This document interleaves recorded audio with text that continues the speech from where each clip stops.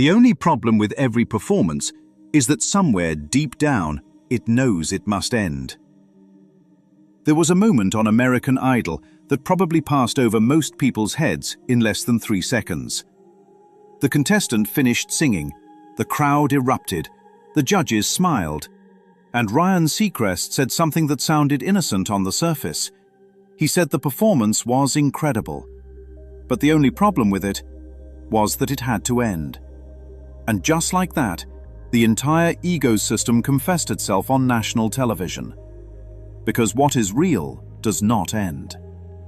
That's why the statement lands differently once it's actually heard. Not emotionally heard, metaphysically heard. Because the sadness was never really about the song ending. The sadness was about impermanence itself.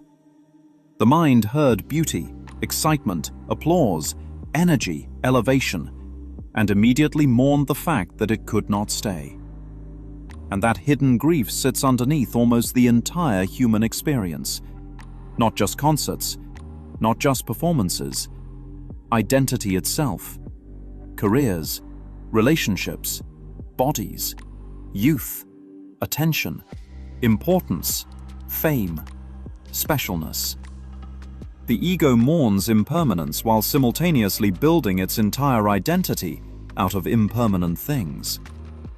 That's the contradiction almost nobody stops long enough to notice. The mind attaches itself to things it already knows will eventually disappear, then acts shocked when instability appears. And once this starts becoming visible, it becomes impossible not to see it everywhere. An athlete fears retirement. An actor fears irrelevance. An influencer fears silence. A personality fears being ignored. A victim fears healing. Because the role itself became identity stabilization. That's why people cling to performances long after the joy has disappeared from them. The performance is no longer entertainment. It becomes psychological survival. And that's why the world feels exhausted. Not tired, exhausted. There's a difference. Because exhaustion is what happens when something artificial requires non-stop maintenance. That's why people wake up already tired before the day even begins. Not because existence itself is heavy, but because maintaining a self-concept is heavy. Maintaining an image, maintaining importance, maintaining a personality, maintaining a role, maintaining the performance. And the strangest part is that civilization normalized this exhaustion so deeply that most people barely question it anymore. Instead, they build entire industries around it. Find yourself. Become somebody. Reinvent yourself. Create the best version of yourself. Build your identity. Think about how bizarre that really is. If identity were truly self-evident, why would so many people spend their entire lives trying to locate it? Why would millions of people publicly confess that they do not know who they are? That is not a side issue anymore. That is the norm. And social media turned the volume all the way up. Now identity maintenance has become a full-time occupation. Profile construction, image curation, personal branding, audience reinforcement loops.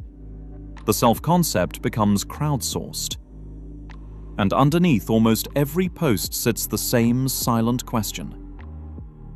Am I somebody yet? That's why silence terrifies the ego. Because silence interrupts reinforcement. And reinforcement is the glue holding the performance together. That's why some people cannot sit quietly for even a few minutes without immediately reaching for stimulation.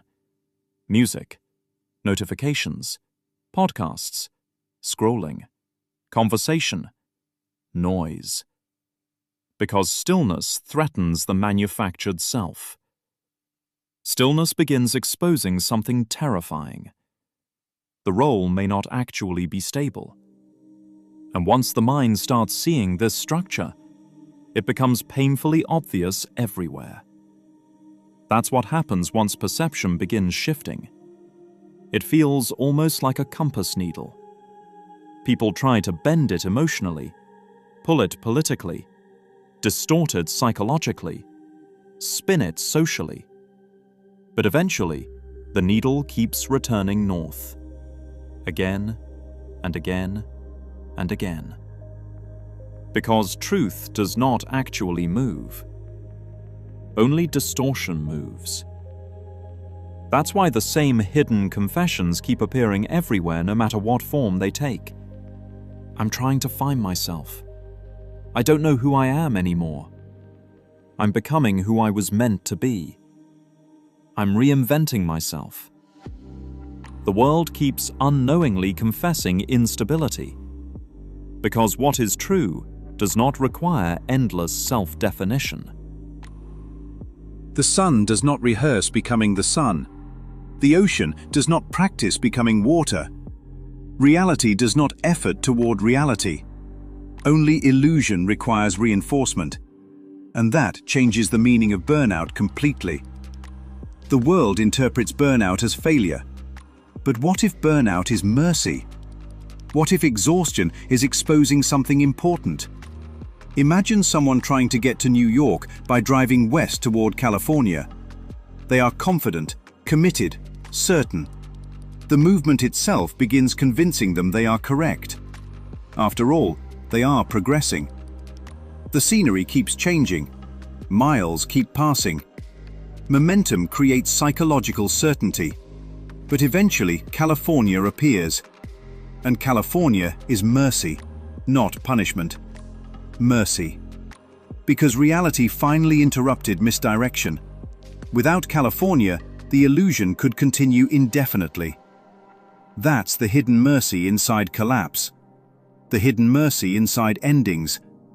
The hidden mercy inside the strange emptiness people feel after finally achieving what they thought would complete them.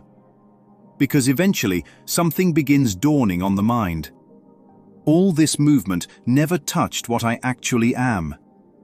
That realization terrifies the ego.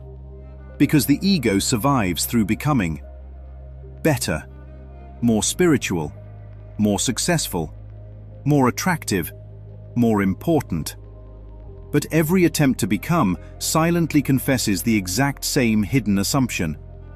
What I am now is not enough. That is the engine underneath striving. Presumed absence. And that's where the difference between the world and A Course in Miracles becomes almost shocking. The world says, change the thing, change the body, change the personality, change the circumstances, change the audience, change society, change the performance. But the Course says something radically different. It says the suffering was never in the thing itself.